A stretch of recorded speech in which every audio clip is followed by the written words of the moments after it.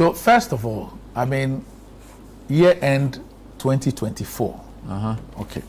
So that is then what I took over, what I inherited. I mean, had a debt of 32.9 billion cedis. 32.9 billion cedis. Cocobod had a negative equity of 3.8 billion. End of year 2016, Cocobod had a positive equity of about 1.8 billion. 2024 year end, negative equity of 3.8 billion, almost 3.9 billion, which presupposes says that Cocobod's liabilities were more than its assets by close to 4 billion. The first time in the history of the 79-year-old company. Next year, Cocobod will be 80 years. So this is what we inherited. We inherited a cocoa road exposure of 26 billion cedis. Now, is that part of the 32? No. So only 4.4 billion of this exposure was part of the debt, because the 4.4 billion were certificates that were sitting at our cash office. But the 26 billion were contracts, road contracts that Cocobod had awarded. 26 billion. But the 32.9 billion includes only 4.4 billion of these 26 billion contracts, cedis contracts awarded. Then you also had a situation where Cocobod kept procuring jute sacks and was not clearing these jute sacks, but yet was procuring every single year and not clearing, and spending $48 million for the night. You know, those procurements were done CIF, and those contracts were also, they issued the irrevocable letters of credit. And so once the supplier produced the bill of ladings, once the things were Temaport and they produced the bill of ladings, their job was done. The Ghana International Bank in London then was obliged to release these monies to the supplier. So they kept buying these jute sacks. They were not clearing them. They were still buying more, to the extent that even in 2024, they bought another 80,000 when they are not cleared over 150,000 bills at the port over a 3-year period. In 2024, they still ordered for 80,000 more bills valued at $48 million. They signed these contracts around April, and on the 3rd of December 2024, they issued the irrevocable LC to cover this. Those bills have started arriving, and once the bill of ladings are done and completed, the Ghana International Bank would have to pay $48 million of Cocobod's money to this supplier. So that was the situation. Also had a situation of agrochemicals that were supposed to have come, they couldn't clear. Some had gone into demurrage, some had been auctioned.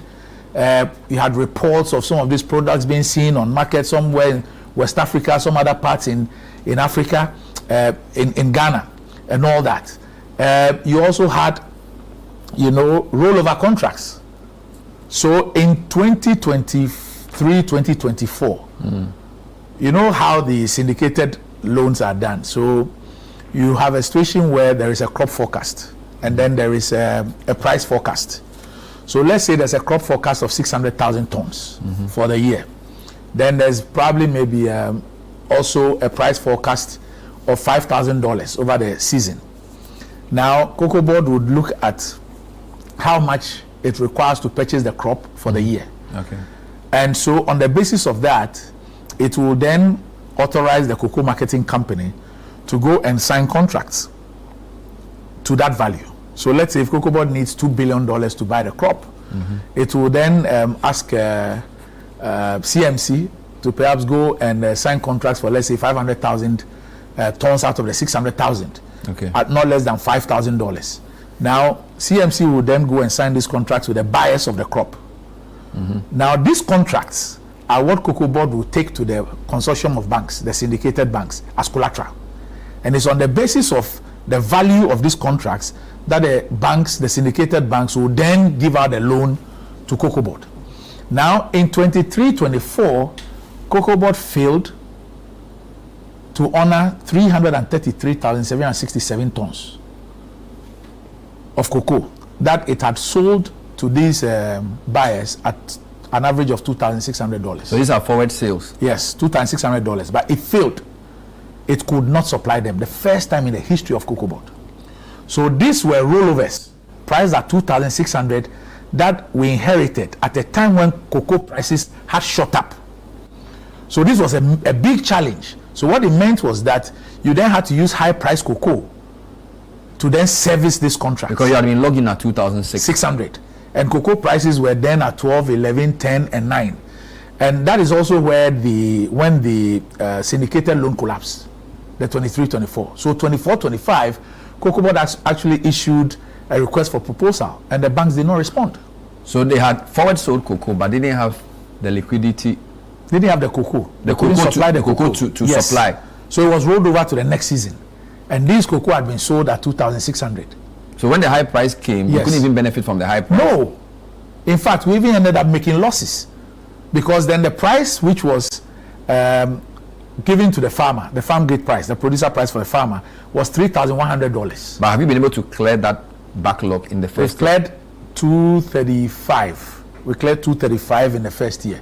But what it meant was about that, 2/3 of that. So what it meant was that for every ton of cocoa that the LBC paid the farmer $3,100 for, that you used to service this contract, you had a debt of $500. Which is so yeah. Okay. So you have a double whammy. One, your inability to benefit from the high prices, and two, the debts that you were incurring as a result of the shortfall between the farmer price and how much those contracts were sold for. And here we are not talking about 30,000 or 50,000 tons. We are talking about 333,767 tons. So if you were going to have a yield of 600,000, you are talking about more than 50%. Okay.